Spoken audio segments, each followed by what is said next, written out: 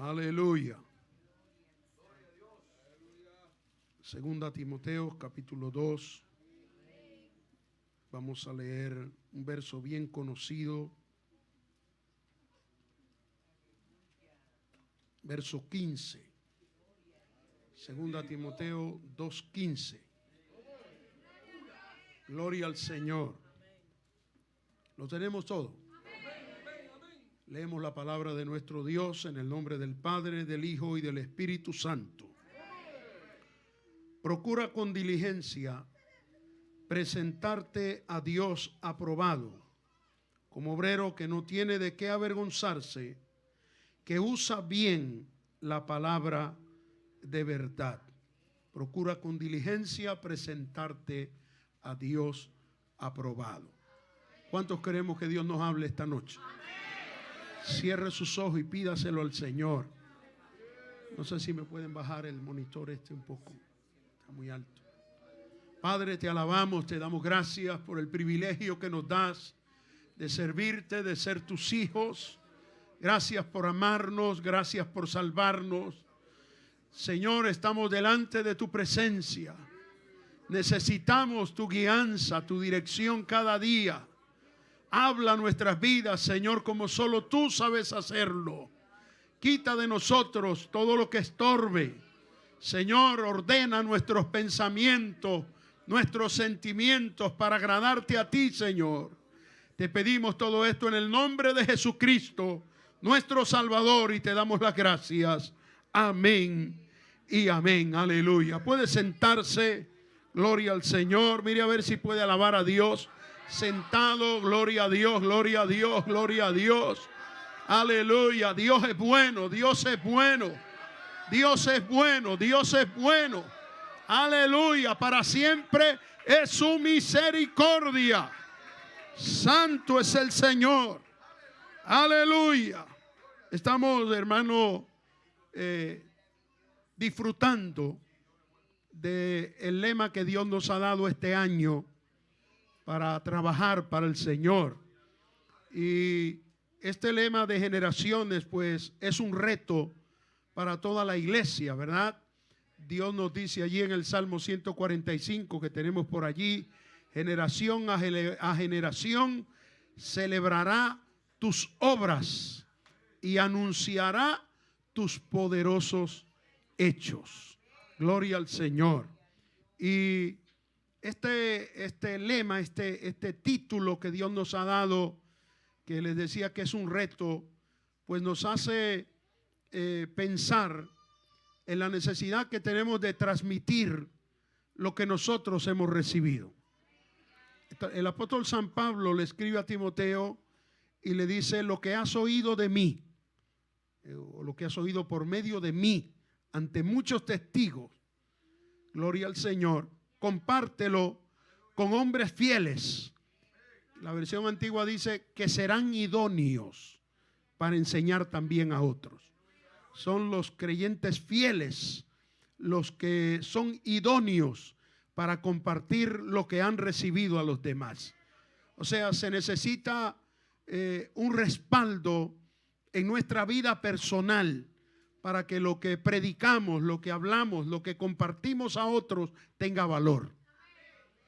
No basta con recibir un buen mensaje, una buena enseñanza, y si no la ponemos en práctica para nosotros mismos, no estamos capacitados para compartirla con otros, ¿verdad?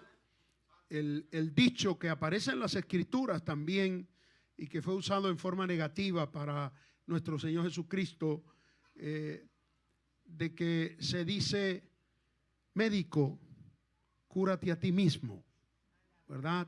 Esa expresión que habla de aquellos que se ocupan de ayudar a los demás, pero se descuidan a sí mismos. Y la vida espiritual de un creyente es muy importante para poder ganar a otros para el Señor, ¿verdad? Este pasaje que hemos leído del apóstol Pablo instruyendo a un obrero joven, ¿verdad? En estos escritos Pablo le dice: ninguno tenga en poco tu juventud, ¿verdad? en este pasaje que leímos, dice: procura con diligencia presentarte a Dios como obrero que no tiene de qué avergonzarse, que traza bien la palabra de verdad. Bendito el nombre del Señor. Y esta labor que Dios nos ha encomendado este año de preparar nuevas generaciones incluye también la preparación de nuevos obreros. ¿Cuántos lo creen? La obra del Señor tiene continuidad. La obra del Señor trasciende a todos los seres humanos. Nosotros somos mortales. Nuestra etapa, nuestro tiempo en la tierra es corto, pero con el tiempo que ha pasado es suficiente para entender que la iglesia nos va a trascender a nosotros si morimos. Con la muerte nuestra, la iglesia no termina. La iglesia no terminó con la muerte de los primeros apóstoles. La iglesia no terminó con finalización de la época de la iglesia primitiva. La iglesia se ha mantenido en pie. Ha habido épocas de persecución. Ha habido épocas tristemente hasta de corrupción dentro de la iglesia. Ha habido épocas en que parte de la propia iglesia se ha desviado del camino, pero la iglesia se ha mantenido en pie. Dios siempre se ha guardado un remanente fiel que ama a Dios, que ama su palabra, que respeta los mandamientos de Dios, que creemos lo que Dios nos revela en su palabra de cómo agradarle a Él. Han habido épocas y estamos en ellas en que muchos han dejado de amar la sana doctrina. No tienen interés en la sana doctrina, no creen en el valor de la sana doctrina, no creen en la importancia de vivir en santidad para Dios, y hasta hablan de que Dios solo mira lo de adentro. Eso, quienes lo dicen saben que están mintiendo, pero hay un pueblo que ama a Dios, que ama obedecer la palabra de Dios, que ama agradar a Dios, que eso no nos envanece, no nos hace creer más santo que los demás. No lo hacemos para competir, no lo hacemos para creernos la mejor iglesia de Homestead. Nosotros lo hacemos porque amamos al Señor. Amamos al Señor porque Él nos amó primero. Y como Dios nos ama tanto, todo lo que viene de Dios, nosotros entendemos que nos conviene. Nos conviene agradar a Dios. Nos conviene vivir para Dios. Nos conviene honrar a Dios. Nos conviene ser diferente al mundo. Nos conviene tener como iglesia una juventud santa, consagrada a Dios, apartada del pecado, que vive en santidad para agradar al Señor. Nos conviene que en nuestras iglesias hayan damas, caballeros, jóvenes y hasta niños que aman al Señor y a su palabra. Todavía Dios tiene un pueblo que preferimos la palabra a la comida.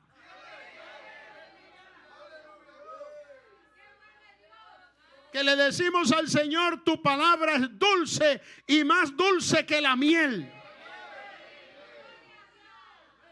Porque lo amamos a Él. Aleluya. Y por eso procuramos agradar al Señor. Tenemos un reto grande, hermano. Porque al mirarlos a ustedes aquí esta noche, estamos presentes a obreros que están sentados ahí. Algunos de los obreros que Dios tiene sentados en estas bancas todavía no saben que son obreros.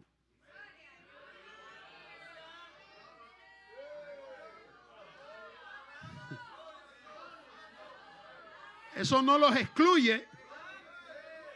Eso no los pone fuera. Si usted no lo sabe, es porque quizás no ha escuchado que ya Dios se lo ha dicho antes, o está por decírselo. Porque cada uno de nosotros somos responsables de lo que Dios pone en nuestras manos. Y al que más se le da, más se le exige. Y yo soy testigo porque he sido parte de esta congregación. Me he sentado en las bancas de esta iglesia a escuchar la palabra. por años y he oído la palabra que aquí se predica. Y sé el valor que tiene esa palabra. Sé también, como saben ustedes, que todos no son pastores, todos no son obreros, pero todos podemos hablar de Cristo. Como pastores tenemos la obligación de enseñar correctamente y de preparar para el servicio al Señor. Los institutos bíblicos son buenos cuando enseñan la verdad. Los seminarios bíblicos son importantes cuando no se desvían de la verdad. Pero la enseñanza que va a trabajar más en un futuro obrero es lo que recibe en la congregación. Es lo que recibe en la iglesia. Y a veces cuando se lee este texto, por ejemplo, que hemos leído hoy, algunos dicen, pues eso es un mensaje para pastores. Yo lo creo. Pero los pastores no solo están en los seminarios. Los pastores comienzan en las congregaciones, ¿verdad? Y Dios nos ha dado las reglas que no pueden faltar, hermano. Es triste decirlo, pero la iglesia en sentido general ha perdido el rumbo, hermano, como iglesia. Han dejado de cumplir con el deber de formar obreros para el Señor. Se le llama obrero a cualquiera hoy. Cualquiera se hace de un ministerio. Yo he tenido personas que han llegado a la iglesia y acostumbramos allí en Ocala a darles una tarjetita para que la llenen con la dirección, de dónde vienen, quién le invitó, qué aspiraciones tienen, qué deseos tienen, si quieren la oración. Y cuando la han llenado, a veces ponen una lista de títulos: misionero, pastor, evangelista. Y yo recibo la tarjeta y digo, yo no voy a mencionar todos esos títulos, bueno, conozco a este, no sé de dónde viene ni a qué viene. Y después, en medio del culto, pasando un par de días, su comportamiento me demuestra que no es ni cristiano. Porque cuando yo encuentro a alguien que dice ser un siervo de Dios y no respeta la casa de Dios, no sirve al mismo Dios que yo sirvo. Si no respeta la palabra de Dios, si no honra al Dios que dice que lo ha salvado, no es un siervo de Dios. Bendito el nombre del Señor. Es muy dañino. Hace mucho daño uno que se llame obrero y no viva la palabra del Señor. Gloria al Señor. Quiero darle primero solo un ejemplo de lo peligroso que es un obrero mal formado. Vamos a leer allí mismo en 2 Timoteo capítulo 2, que hemos leído en el 15, ¿verdad? Dijimos obrero que no tiene de qué avergonzarse. En el 16 dice, mas evita profanas y vanas. ¿Lo tiene allí conmigo? Evita, le dice Pablo a Timoteo. Esta es una epístola pastoral, es un mensaje a un pastor. Y Pablo le dice al pastor Timoteo, evita esto, evita las profanas y vanas palabrerías, porque conducirán más y más a la impiedad. Y su palabra carcomerá como gangrena, de los cuales son Himeneo y Fileto. Aquí está el ejemplo de dos obreros mal formados. Y se nos dice aquí el daño que hace un obrero mal formado. Dice de Himeneo y Fileto que se desviaron de la verdad. En este caso, estos dos predicadores comenzaron a enseñar que la resurrección de entre los muertos, la resurrección de los muertos cuando Cristo venga por su iglesia, que ya había ocurrido.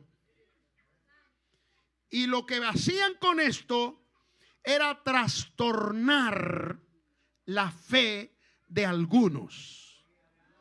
¿Qué daño hace un obrero mal formado? Puede robarle la fe a los creyentes.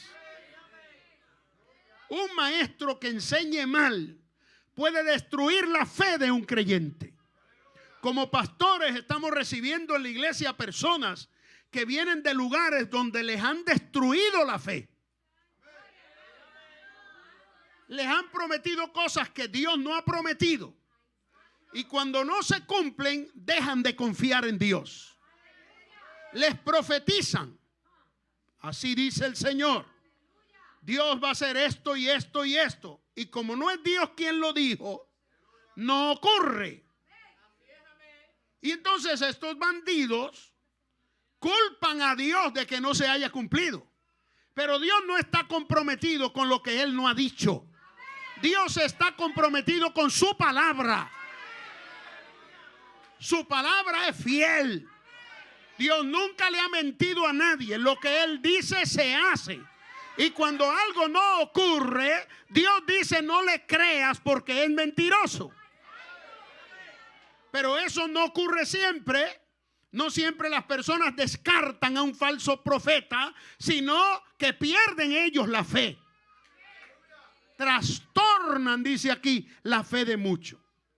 Ahora dice que estas palabrerías son vanas, pero también le da otro título. ¿Cómo le llama? Profanas. ¿Sabe usted qué cosa es algo profano? Profanar literalmente es no respetar las cosas sagradas. Es darle un uso vil a algo santo.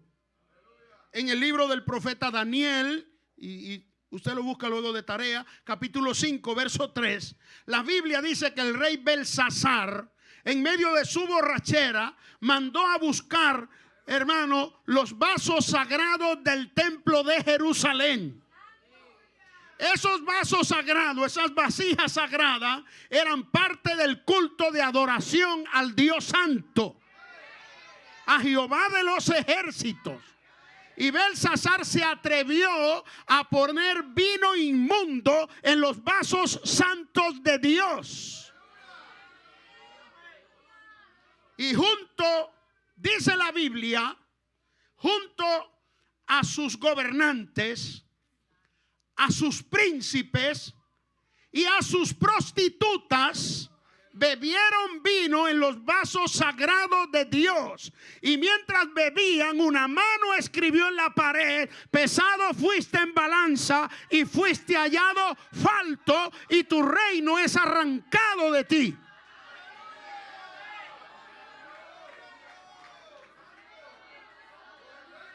Y Dios no se tomó el trabajo ni de traducirle al idioma de los persas.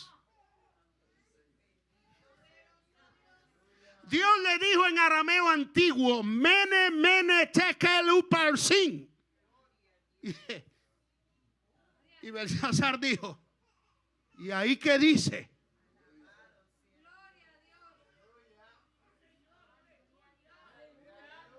Porque el problema es ese. Cuando Dios quiere que tú entiendas algo, Él te lo traduce.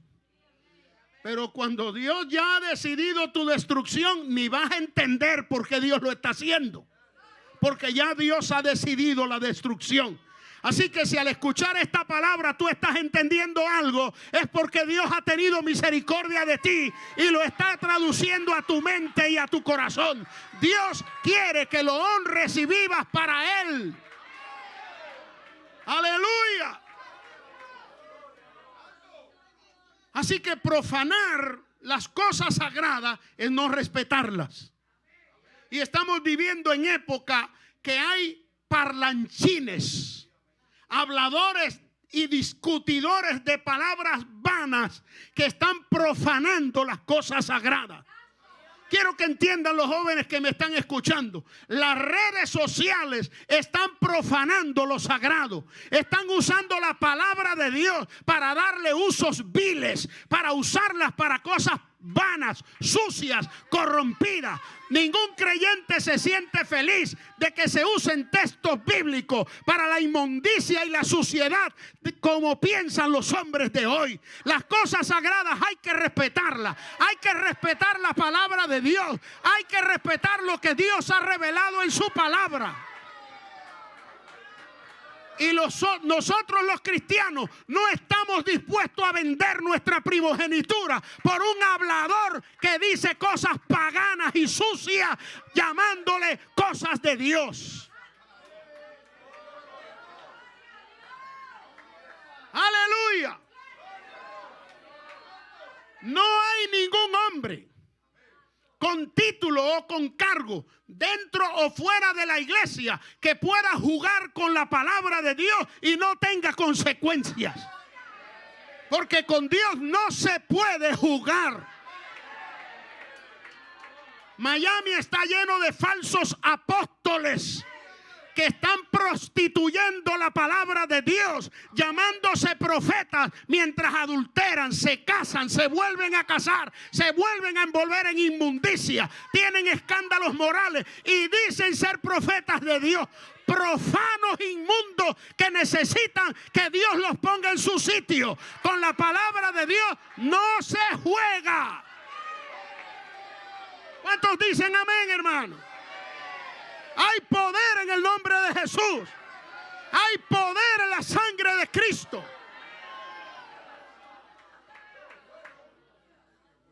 La palabra profana en griego es bebelos y significa prostituir lo sagrado. La religión tradicional, cuando alguien irrespeta una imagen, dicen,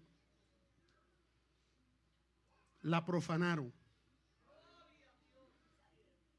Escupen la imagen de un santo y fue profanada. Le dan un cocotazo en la cabeza a la imagen. Profanaron la imagen. Se orinaron o lo corrigieron encima de una imagen. Profanaron la imagen.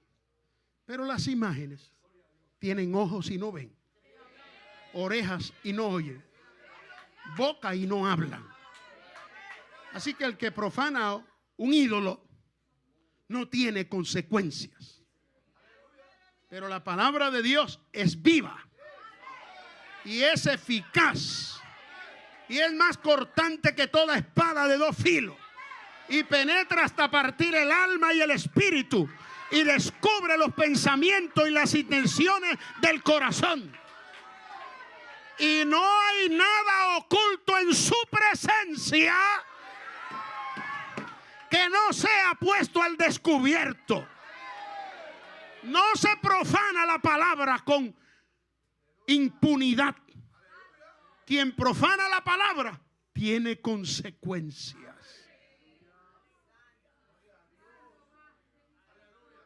Hay poder en el nombre de Jesús. Por eso es necesario, hermano, que nosotros, al preparar una nueva generación para ministrar la palabra, repasemos los fundamentos de la doctrina, especialmente para el ministerio. Lo primero que nosotros tenemos que entender es que los ministerios los da Dios, no los dan los hombres. Quiero que vaya conmigo ahí a Efesios capítulo 4, verso 11.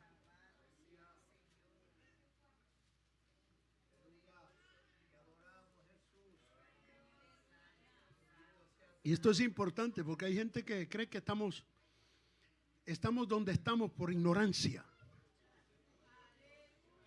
Porque mientras ellos hablan palabras soeces y profanan la palabra de Dios, dándole interpretaciones a su manera, creen que vivir y creer la sana doctrina es por ignorancia. Es que nosotros no hemos recibido, según dicen ellos, el conocimiento o la revelación completa y que nos estamos fijando en cosas que no son importantes. Pero el problema es que no somos nosotros los que establecemos los fundamentos de la doctrina, no somos nosotros. Es la palabra. Es la palabra. Efesios 4:11 es un texto conocido. Dice, y él mismo, ¿cuál es la palabra que utiliza allí? Constituyó. Él mismo constituyó a unos apóstoles, a otros profetas, a otros evangelistas, a otros pastores y maestros. No puedo detenerme en todo, pero solo voy a mencionarle esa palabra. Él constituyó. No dice, él puso. ¿Verdad? Cuando se dice establecer algo, pues también se puede utilizar para hablar de alguien que es puesto en una posición. Pero aquí no se utiliza una palabra tan simple. Se utiliza la palabra constituir. Y esa palabra que está ahí significa establecer las reglas de cómo algo funciona. No son los líderes religiosos, no son los concilios, no son los apóstoles.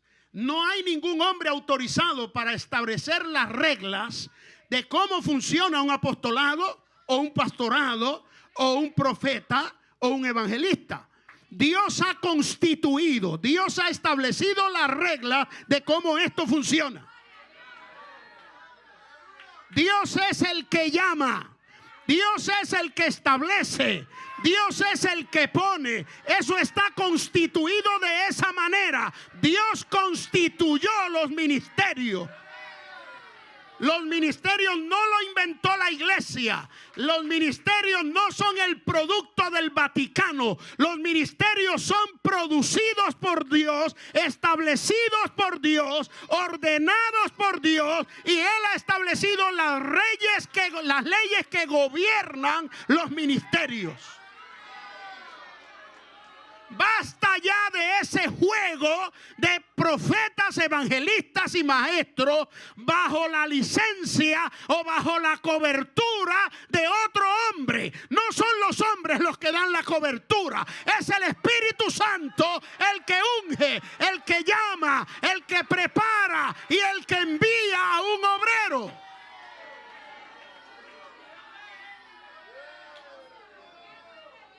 La nueva generación no puede ser engañada. Hay que predicarles la verdad. Hay que decirles que los pastores no los ponen los hombres, los pone Dios. Que no es tu deseo, no es tu anhelo. ¿Lo quieres? Es bueno que lo desees, pero no es suficiente desearlo.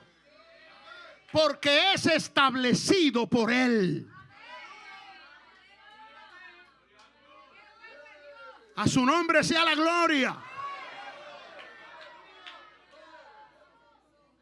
La iglesia no tiene la forma de dirección que tiene el gobierno del país.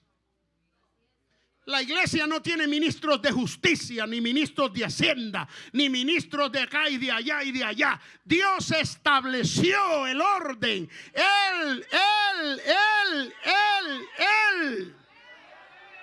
Él mismo constituyó apóstoles, profetas, evangelistas, pastores y maestros. Él los constituyó. No es la Constitución de Estados Unidos, es el libro sagrado. Es aquí donde está constituido cómo funcionan las cosas. A su nombre sea la gloria. Y esto no es nuevo. Vaya conmigo a Levíticos capítulo 21.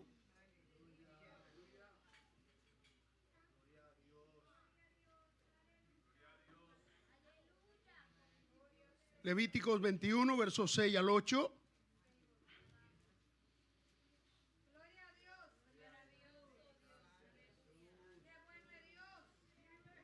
El equivalente a los ministerios en el Nuevo Testamento, en este caso los sacerdotes, en el Antiguo Testamento. Dice allí, Levíticos 21:6, santos serán a su Dios y no profanarán. Aquí está la palabra que leímos hace un momentito, ¿verdad? No irrespetarás las cosas sagradas. No profanarás el nombre de su Dios, el Dios nuestro, porque las ofrendas encendidas para Jehová y el pan de su Dios ofrecen. Los ministros de Jesucristo no ponemos pan literal en el altar. Este pan que menciona aquí es el símbolo de la palabra de Dios que tenemos que ministrar. Y los pastores no deben ministrar pan mohoso, pan seco, pan corrompido. Deben ser pan santo. Aleluya. Porque el pan de su Dios ofrecen. Por tanto, serán santos. Con mujer ramera o infame no se casarán, ni con mujer repudiada de su marido, porque el sacerdote es santo a su Dios. Le santificarás por tanto, pues el pan de tu Dios ofrece. Santo será para ti, porque santo soy yo, Jehová, que os santifico. ¿Se da cuenta que no es algo nuevo?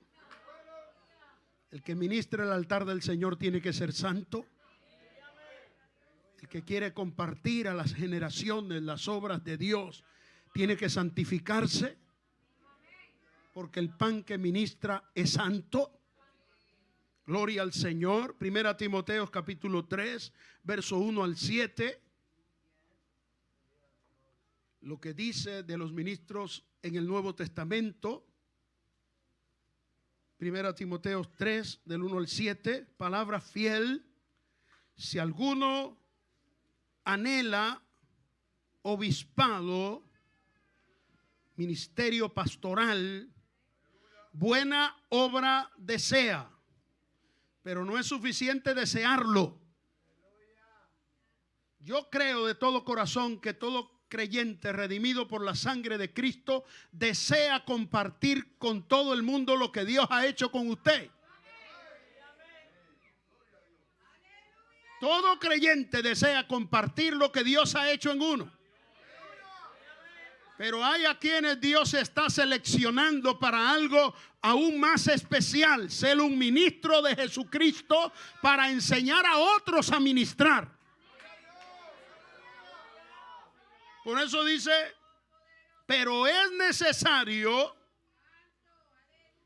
que el obispo, que el ministro de Jesucristo, sea irreprensible, marido de una sola mujer, sobrio, prudente, decoroso, hospedador, apto para enseñar, no dado al vino, no pendenciero, no codicioso de ganancias deshonestas, sino amable, apacible, no avaro, que gobierne bien su casa, que tenga a sus hijos en sujeción con toda honestidad, pues el que no sabe gobernar su propia casa, ¿cómo cuidará de la iglesia de Dios? No un neófito, no sea que envaneciéndose caiga en la condenación del diablo. También es necesario que tenga buen testimonio de los de afuera, para que no caiga en descrédito y en lazo del diablo. ¿Ha cambiado eso? ¿Por qué hay tantos irreverentes parados en los púlpitos que no cumplen lo que Dios ha ordenado para ser un ministro de Jesucristo? ¿Por qué se está pisoteando la palabra de Dios al no aceptar que hay que seguir estas reglas que Dios ha establecido para ser un verdadero ministro de Jesucristo? Son estos requisitos los que hacen que un obrero esté aprobado y preparado para toda buena obra. ¿Sabe por qué está sucediendo? Porque hay un pueblo que no quiere oír la verdad. Que hay un pueblo que se llama cristiano que no está dispuesto a recibir la palabra y seguirla porque dicen que es muy dura. Y necesitan ministros que estén mal para que le toleren lo mal que están ellos. Pero todavía hay un pueblo santo que ama a Dios y ama su palabra. Hay que dejarse de juegos y titoveos, hermano. Si usted va a servir a Dios, sírvalo de verdad. Si dice que ama a Dios, ame su palabra, ame sus leyes, ame sus mandamientos. Viva lo que Dios dice en su palabra. Dios dice que haciendo estas cosas no resbalará jamás. ¿Y por qué hay tanta gente resbalando por ahí?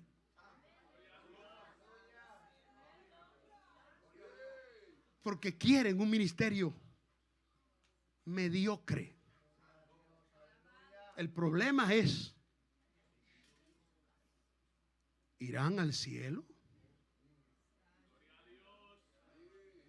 Si Dios dice, nadie verá al Señor sin santidad, ¿habrá alguien que te pueda prometer que vas al cielo sin santidad? Si la Biblia dice que los adúlteros no entran al reino de los cielos, ¿habrá alguien que pueda decirte que en tu adulterio tú puedes ir al cielo? ¿Habrá alguien que pueda decirte que tú puedes ser cristiano y borracho a la vez?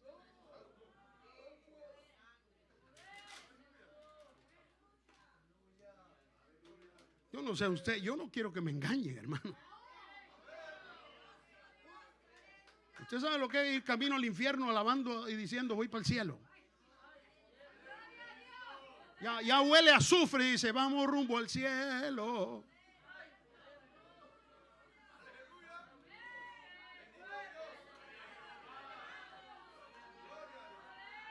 Aleluya, aleluya, aleluya. ¿Sabe qué dice Dios? Paraos en los caminos y preguntar por la senda antigua. ¿Cuál es el buen camino? Andad por él y hallaréis descanso para vuestras almas. El cielo y la tierra pueden pasar, pero la palabra no pasa, hermano. A su nombre sea la gloria.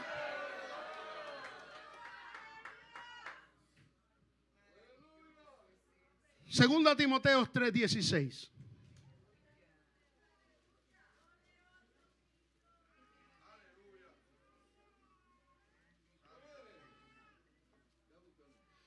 Yo no sé cuántos han visto en este pasaje el proceso de preparación de un obrero. ¿Cómo se prepara un obrero de verdad? Ahí está. Mire lo que dice. Toda la escritura, se lo saben de memoria la mayoría.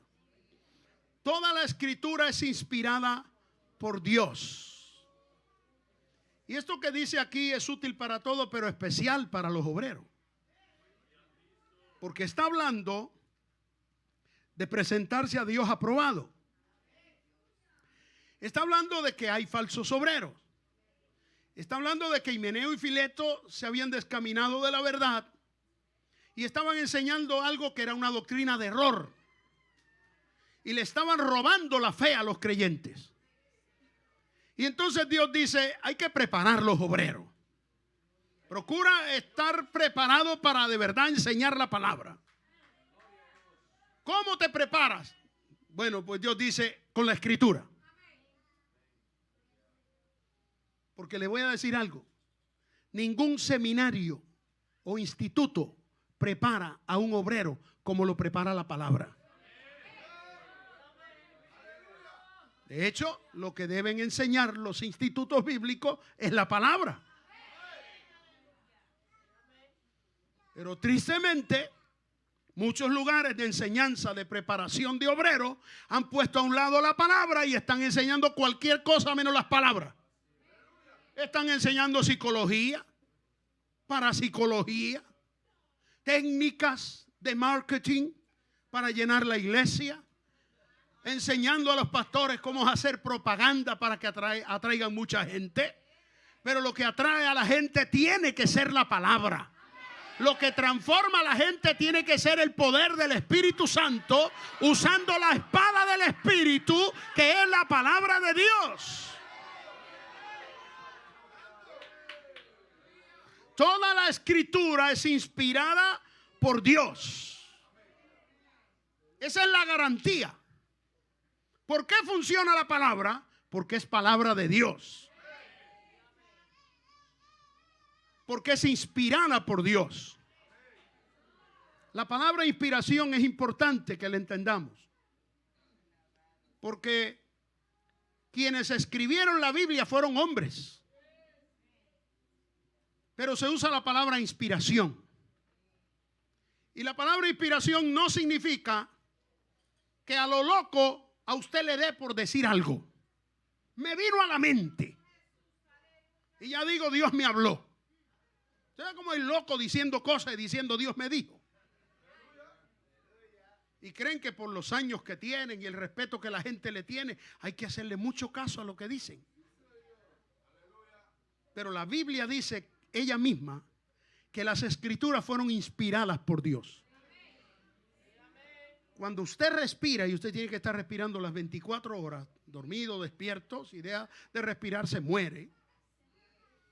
Usted puede dejar de comer un día, pero no puede dejar de respirar por minutos, porque se muere. ¿Verdad? Ojalá la palabra de Dios fuera así para todos los creyentes. Algo de lo que no pueden dejar de tener en la mente y en el corazón las 24 horas. Pero cuando habla de inspiración, el ser humano cuando respira tiene dos acciones. Una es introducir el oxígeno a sus pulmones y otro es expirar los gases que han recorrido todo el cuerpo y vienen sacando lo que está contaminado, por decirlo de alguna manera. La forma de introducir el oxígeno, que es un componente del aire, se le llama inspiración. Usted llena sus pulmones de oxígeno. Expiración es botar el aire. Cuando una persona fallece, expira porque ya no puede recibir más oxígeno. ¿Verdad? Cuando la Biblia dice que los que escribieron la palabra, escribieron inspirado, es que quien puso esa palabra en la mente, en el corazón y en el alma de los que la escribieron fue Dios. Ellos no dijeron, voy a escribir esto porque me parece que es bueno. No. Dios le dijo, escribe eso. Y la gente a veces no entiende porque dice, pero ¿cómo va a ser palabra de Dios lo que dijo el diablo? No, lo que dijo el diablo no es palabra de Dios. Lo que Dios le ordenó a quien lo escribió fue de la mente de Dios a esa persona. La persona no estuvo allí presente cuando el diablo le dijo a Jesús, todo esto te daré si postrado me adorare. Ninguno de los apóstoles estaba allí, ninguno de los escritores de ningún evangelio, pero cuando fueron a escribir la vida de Jesús, Dios puso en el corazón y en la mente la revelación de lo que había sucedido allá en el desierto. Y Dios le dijo, así le dijo el diablo a Jesús. Y Mateo lo escribió y Juan lo escribió. ¿Por qué? Porque Dios quería que usted lo recibiera. Por eso toda la escritura, no una parte, no los evangelios, no el Nuevo Testamento, toda la escritura es de la boca de Dios a lo que usted tiene escrito allí. La gente alaba a Salomón por los grandes proverbios. Eso no vino de la mente de Salomón. Eso salió de la mente del Ser Supremo, del Todopoderoso, de Jehová de los ejércitos. Aleluya.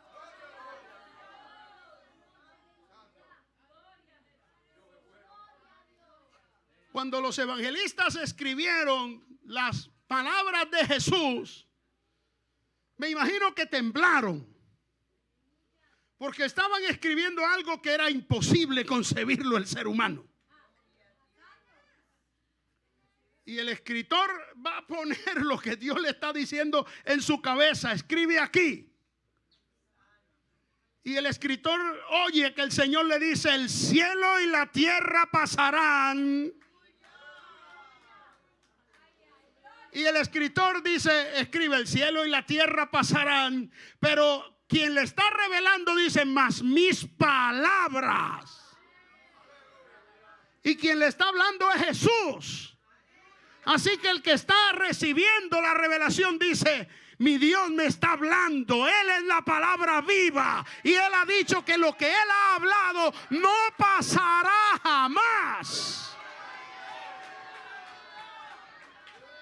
Jamás nadie ha hablado con la autoridad que Jesucristo ha hablado. Jamás nadie ha revelado lo que Cristo ha revelado. Él es el Dios revelado a la humanidad. Él es el Rey de Reyes. Él es el Señor de Señores. Él es el Salvador de la humanidad. Él es Jehová Todopoderoso.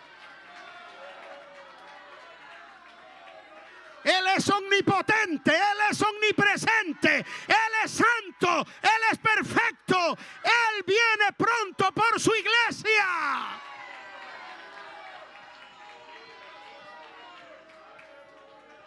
Aleluya.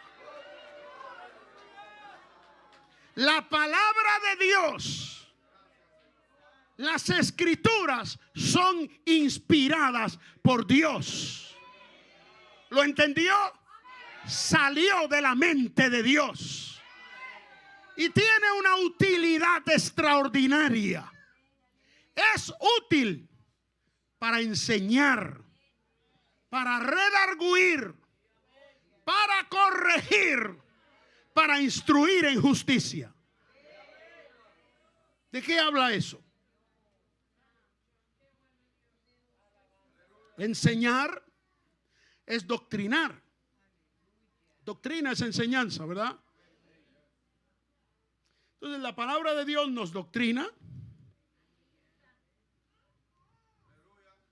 nos prueba, nos corrige y nos entrena. ¿Por qué lo digo de esta manera? La palabra que aparece allí primera se traduce del griego como doctrina o enseñanza, útil para enseñar. La segunda expresión es redarguir. Literalmente significa poner a prueba. ¿Sabe usted que quien quiere servir al Señor tiene que ser puesto a prueba primero?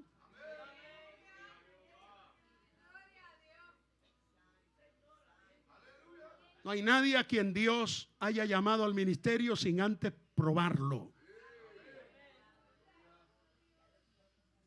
El sufrimiento en un obrero es anterior al servicio.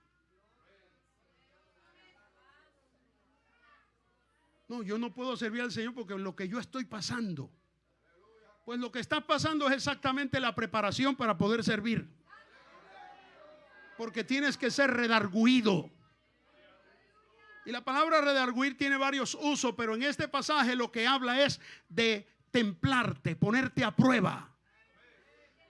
Es como el que agarra una pieza de metal que va a usarla como un arma, como un cuchillo, como un machete, y el metal está suave, está suelto, pero hay que meterla en el fuego para que se endurezca. Y por eso es que hay obreros de merengue, que el primer problemita los pone a correr, que abandonan el ministerio por cualquier cosa, porque dice que no tienen que comer, o porque la gente no los acepta, o porque los miraron mal, o porque la iglesia no crece. Ese que está hablando así es porque no ha sido probado, no ha sido templado en las pruebas, en los problemas, porque el que pone su mano en el arado no puede mirar atrás. Así que Dios tiene que templarte, Dios tiene que prepararte, Dios tiene que escudriñar hasta lo más profundo de tu ser y prepararte para lo que viene después, porque el éxito de un obrero no es la cantidad de gente que lo sigue, es la fidelidad a Dios y a su palabra. Dios no dice cuando tengas mucha gente tendrás la vida eterna. Dios dice sé fiel hasta la muerte y yo te daré la corona de la vida. Aleluya. Enseñado, probado, corregido. Las escrituras te corrigen. Literalmente significa enderezar el curso. Las carreteras de Jonte, los caminos de Jonte están tan buenos, Manuel Faro, que hay que estar así. Porque el carro como que, aunque esté alineado, pero la carretera está media virada así. Y si usted se entretiene en el teléfono, el carro no se le va por un lado. Y cuando el carro se está yendo por un lado, ¿qué tiene que hacer? Enderezarlo, corregir el curso. Eso es lo que significa. El creyente que está dispuesto a servir al Señor tiene que creer y aceptar que constantemente necesita corrección. Le dije que hay una nueva generación de obreros que son como de cristal. No se le puede regañar. No se le puede decir así no se hace. Quiero decirle algo. Dios me ha permitido pastorear algunos años.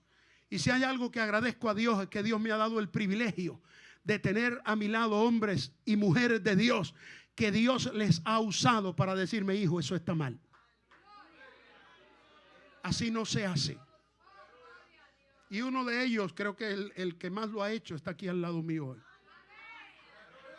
Pues si ustedes se dan cuenta, yo estoy predicando y estoy mirando para allá para si me hace así.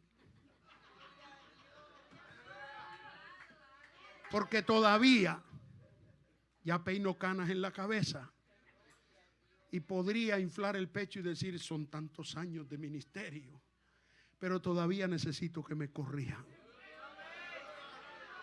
Y sobre todo necesito doblar mis rodillas y decirle al Señor, corrígeme tú. Si algo he enseñado que no es correcto, por favor, corrígeme. Y dame la fuerza para reconocer mi error delante de mis hermanos. Porque cuando uno se equivoca debe reconocer su error. No justificarlo con otro cuento más. Porque el obrero del Señor, Dios le ha dado la palabra para corregirlo. Lo que desbarató la mentira del catolicismo romano fueron hombres de Dios que se atrevieron a decir, pero la Biblia dice así. Así dice la Escritura. Martín Lutero fue enfrentado a un juicio para que se retractara de las cosas que él acusaba a la Iglesia Católica Romana. Y después de amenazarlo aún de muerte, le combinaron a negar lo que estaba diciendo. Y él dijo, mi mente es esclava a la palabra de Dios. Mi mente es esclava a las Sagradas Escrituras. Si me muestra por la Escritura que estoy equivocado, con gusto lo acepto. Pero si puedo mostrarle por la Escritura que el equivocado es usted, arrepiéntase.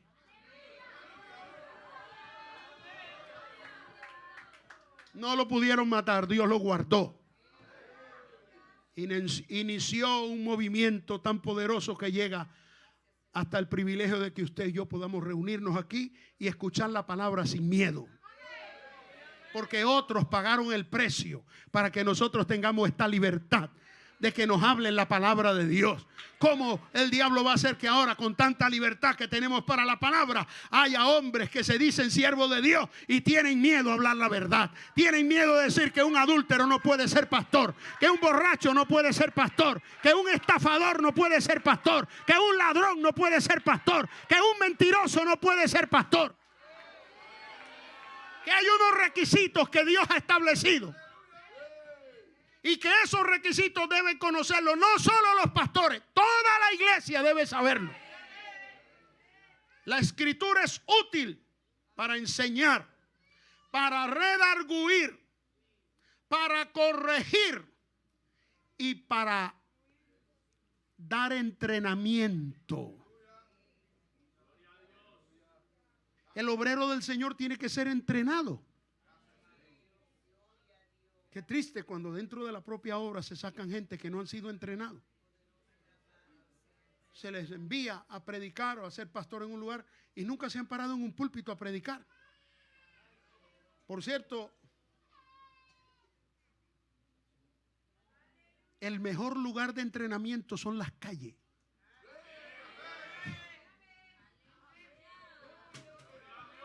La evangelización en las calles, ¿verdad, pastor? Ese es el mejor lugar de entrenamiento. Un megáfono y hablarle a las almas de Cristo. Ahí se entrena, ahí se le quita. Hasta los gagos dejan de ser gagos predicando en las calles, hermano. Hable de Cristo en las calles sin miedo, que ese es el lugar de preparación. Cuando Dios le dé la oportunidad de pararse en el púlpito de su congregación, entiéndalo, Dios te está preparando para algo.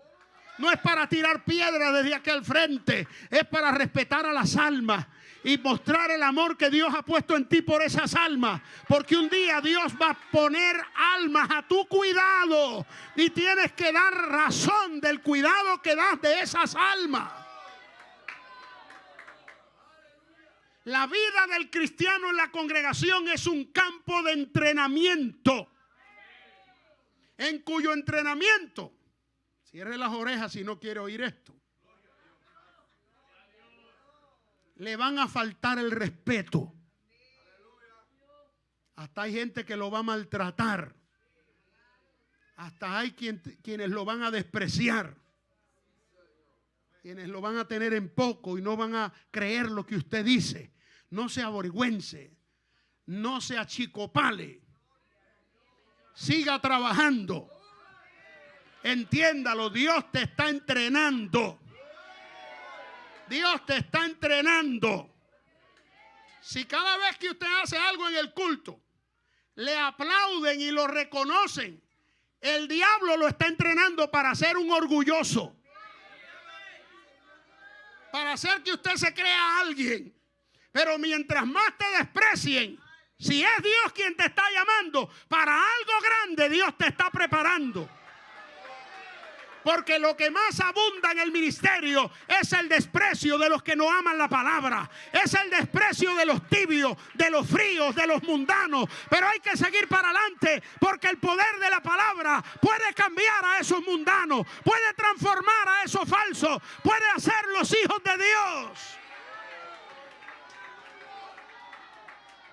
¿Cuántos de ustedes llegaron a la iglesia despreciando el evangelio? Y la persona que te predicó no se detuvo por tu desprecio, te amó, te mostró el amor de Cristo y el poder de Dios transformó tu vida. Hay que seguir trabajando para Dios, hay que ser verdaderos obreros del Señor, dispuestos a toda buena obra. Si hay una recomendación, y con esto termino, que Pablo le da a Timoteo como obrero nuevo, es: Timoteo, sufre.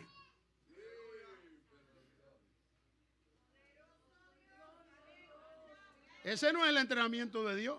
Sí. El del diablo es: pare de sufrir. El de Cristo es: tú pues sufre penalidades como buen soldado de Jesucristo. Ninguno que milita se enreda en los negocios de este mundo a fin de agradar a aquel que le tomó por soldado.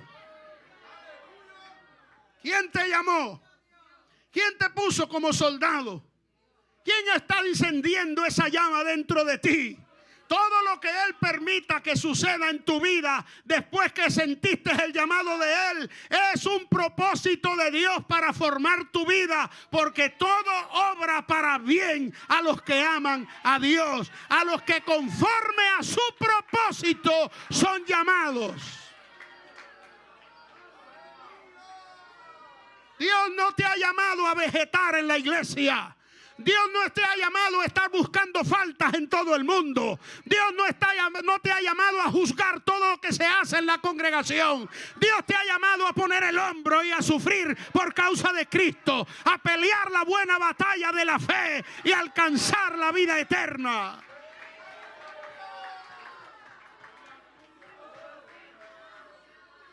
Los tiempos son difíciles. El evangelio se ha corrompido en sentido general. Pero Dios nos ha dado una ventaja como iglesia a este pueblo de Dios. Dios nos ha llamado para esta hora difícil. Dios nos ha preparado en el yunque, en el trabajo, en el problema, en el sufrimiento para pelear a esta hora. Esta es la hora para decirle a gente que está sufriendo que Cristo es el consuelo a su sufrimiento. Aleluya. Para decirle a gente que está sola que no están solos, que Jesús quiere ayudarle, que Él ha puesto su mirada en ellos.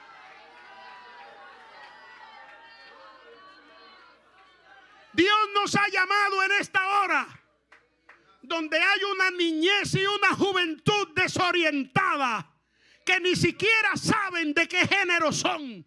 Pero Dios nos ha enseñado la verdad para decirle a la juventud de este tiempo que Dios nos hizo varones y hembras, que Dios ha formado la familia, que Dios nos ha preparado para el reino de los cielos.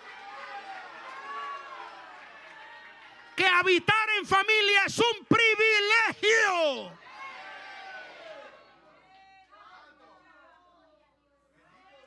Que el que haya esposa halló el bien y alcanzó la benevolencia de Jehová. Que herencia de Jehová son los hijos y cosa de estima el fruto del vientre. Dios se ha ocupado tanto de nosotros que hasta la gente dice que no, pero Dios se mete hasta como usted cría a sus hijos. Mire que Dios dice: corrígelo con vara y te dará descanso. Madruga a corregirlo.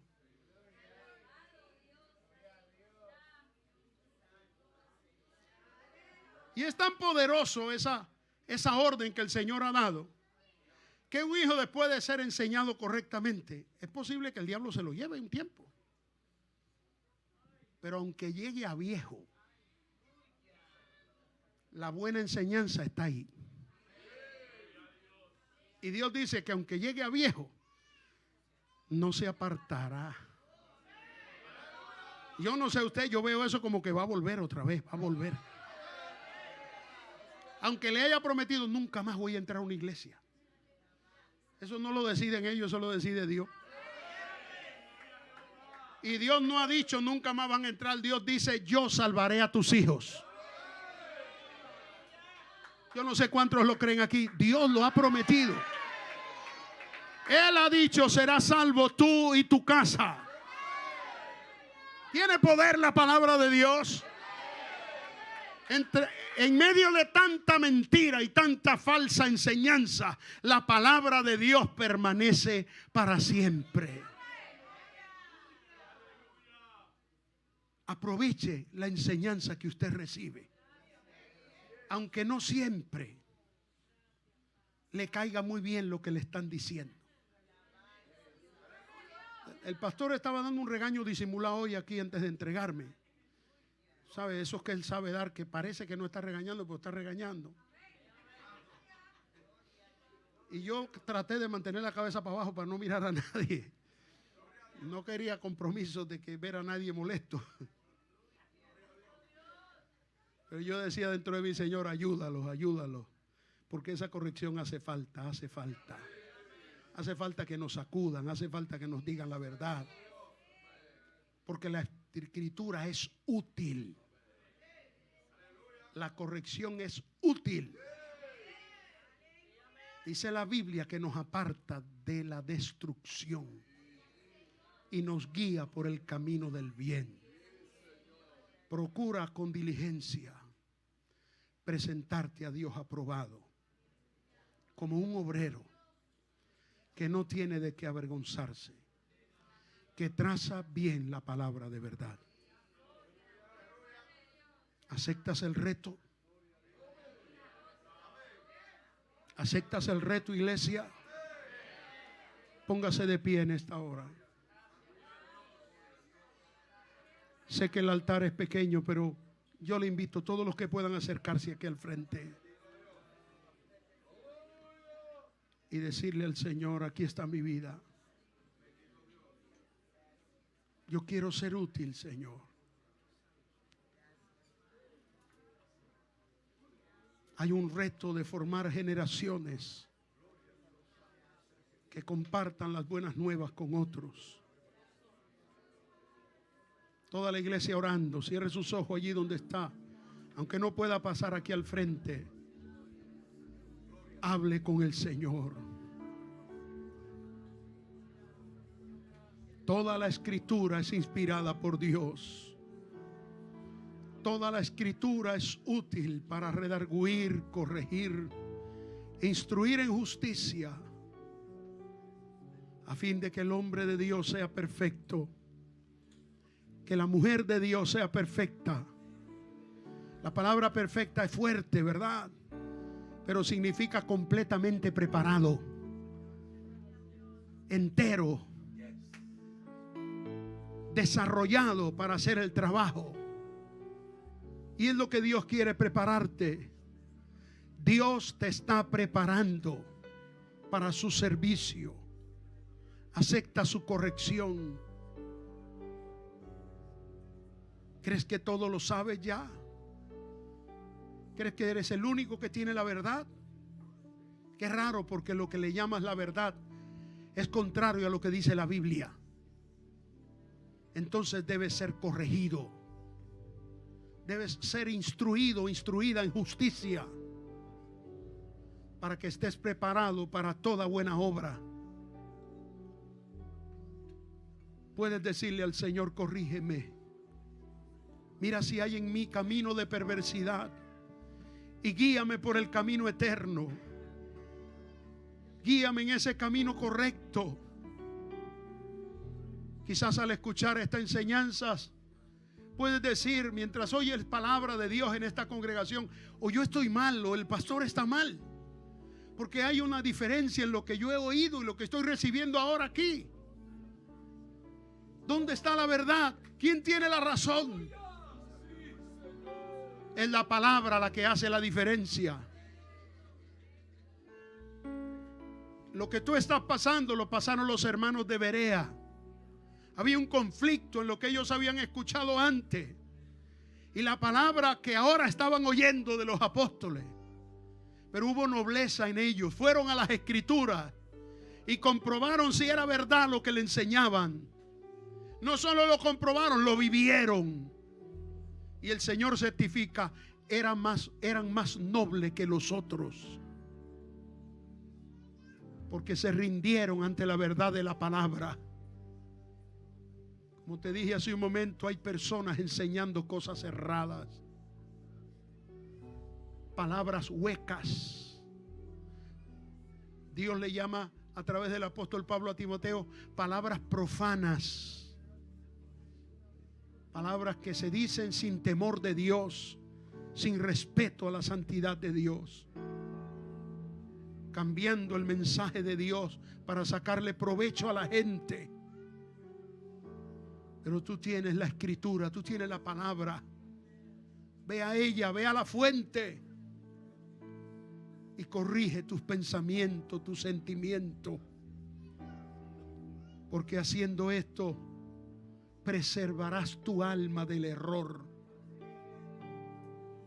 Todos clamando al Señor. Yo quiero invitar al pastor que él haga la oración en esta noche.